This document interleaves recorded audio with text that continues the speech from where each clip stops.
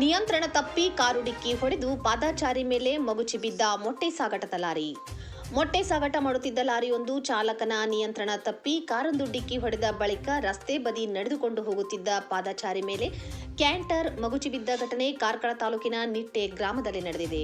ಸೋಮವಾರ ಬೆಳಗ್ಗೆ ನಿಟ್ಟೆ ಗ್ರಾಮ ಪಂಚಾಯತ್ ಕಚೇರಿಯ ಮುಂಭಾಗದಲ್ಲಿ ಈ ಘಟನೆ ನಡೆದಿದ್ದು, ಲಾರಿಯು ಅತಿ ವೇಗವಾಗಿ ಬಂದು ಎದುರಿನಿಂದ ಬರುತ್ತಿದ್ದ ಕಾರಿಗೆ ಡಿಕ್ಕಿ ಹೊಡೆದಿದೆ.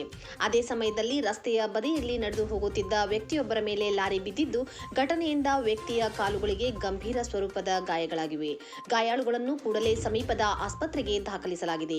ಈ ಅಪಘಾತದ ತೀವ್ರತೆಗೆ ಕಾರು ಸಂಪೂರ್ಣವಾಗಿ ಜಖಮ್ಮಾಗಿದ್ದು, ಕಾರು ಚಾಲಕ ಗಾಯಗೊಂಡಿದ್ದಾರೆ. ಘಟನೆಯ ದೃಶ್ಯ ಸಿಸಿಟಿವಿ ಕ್ಯಾಮೆರಾದಲ್ಲಿ ಸೆರೆಯಾಗಿದೆ. ಅಪಘಾತದ ಭೀಕರತೆ, ಲಾರಿಯಲ್ಲಿದ್ದ ಸಾವಿರಾರು ಮೊಟ್ಟೆಗಳು ರಸ್ತೆಯುದ್ದಕ್ಕೂ ಬಿದ್ದು ಒಡೆದು ಹೋಗಿವೆ.